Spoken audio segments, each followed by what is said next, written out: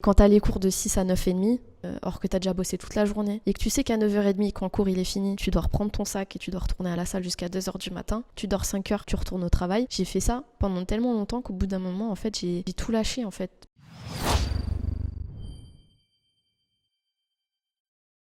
Hello, alors moi c'est Perla Person, danseuse professionnelle de Genève. On est ici actuellement avec Mediapropel pour un interview.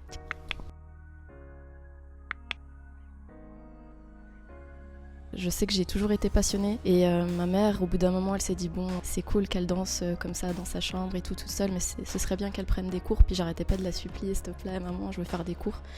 Et à 5 ans et demi, elle m'a amenée au Studio des Bains, c'est une école juste à côté à Genève. À cette époque-là, il n'y avait pas de cours de hip-hop, il n'y avait pas tout ce que j'aime vraiment au jour d'aujourd'hui. Il y avait surtout du modern jazz, du contempo, etc. Puis ma mère, elle m'a dit, Perla, fais quand même si c'est pas forcément ce que tu voulais faire. Parce que moi, je regardais beaucoup les clips de Michael, de Janet, vraiment tous les trucs hyper chorégraphiés. Et c'est exactement ce que je voulais faire, même si j'avais que 5 ans, genre dans ma tête, ça y est, quoi, c'était mon rêve. Je me suis forcée à prendre des cours de moderne, de contempo, ce qui fait que j'ai développé une certaine grâce dans ma danse. Je suis pas vraiment à l'état brut, j'ai une certaine technique, une certaine posture quand je danse qui est assez différente de certains danseurs hip-hop. Et ça, je remercie quand même mes parents de m'avoir poussé à le faire. Et musicalement parlant, j'étais très très attirée par le hip-hop. Et c'est drôle parce que chez moi, personne écoute du hip-hop, mais genre personne. Et ma mère, elle supportait pas forcément le hip-hop. Puis moi, j'écoutais du rap comme ça dans ma chambre et tout. Et au bout d'un moment, à force de m'entraîner dans ma chambre, j'ai dit bon, let's go. J'ai changé d'école, je suis allée dans une école chorégraphique 100%. Donc on reprenait vraiment les clips qu'on voyait à la télé avec le Club Zoo, ça s'appelle. Et pendant 5 ans, j'ai mangé que des chorés, 3-4 fois par semaine.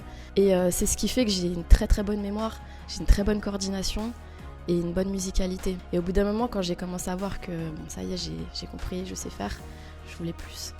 Et j'ai eu trop de chance, je suis tombée sur une personne qui s'appelle Serge Richon, que j'appelle mon sensei actuellement. Dans la danse, en tout cas dans le monde underground, quand on a un grand, on l'appelle notre sensei.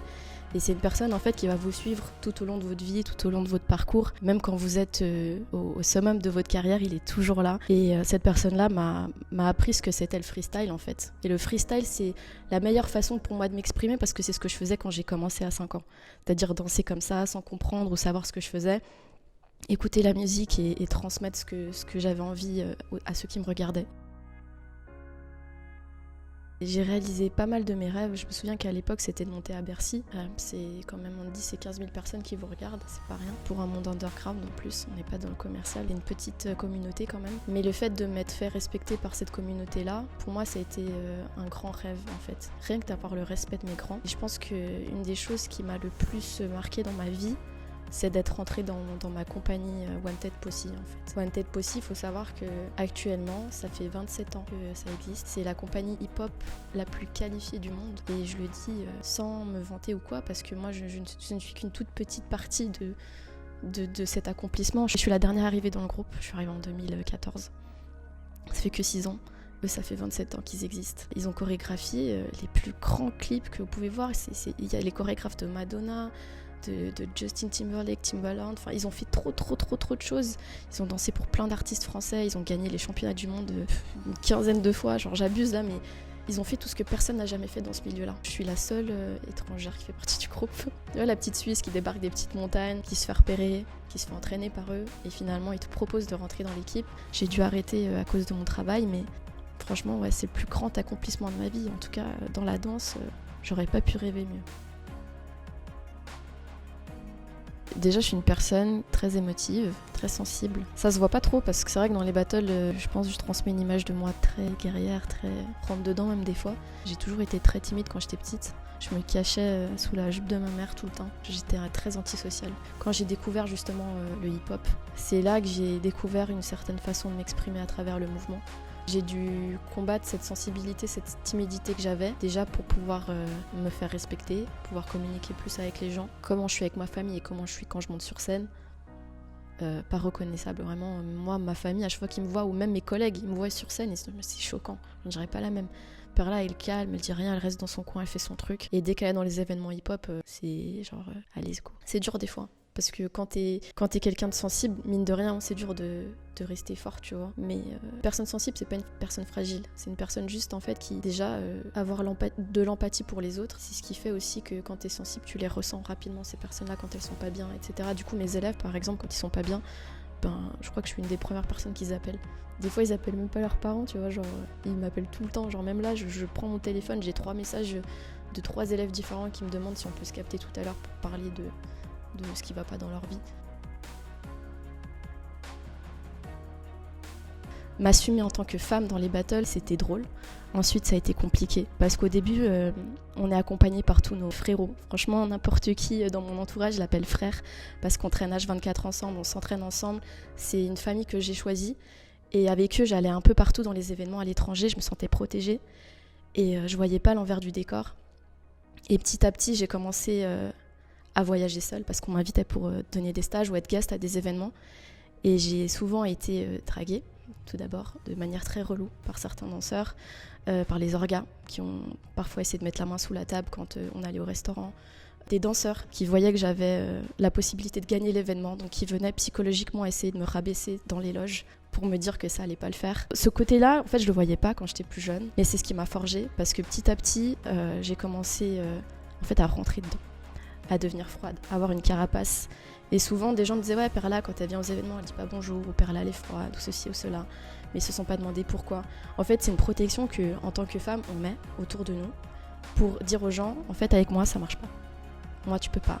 Par contre, on va se voir sur le dance floor et ça va se régler là-bas. » Et j'ai vraiment fait ma carrière tout en fonction de mon caractère, de l'éducation que mes parents m'ont donnée. Et c'est ce qui fait qu'aujourd'hui, je suis respectée, pas en tant que danseuse uniquement, mais aussi en tant que femme. Déjà, mon mindset à moi, je savais qu'il était fort parce que j'ai eu des sensei comme Serge Richon derrière moi qui... Faut savoir que mon grand, il est double champion du monde de boxe thaï, à côté de la danse.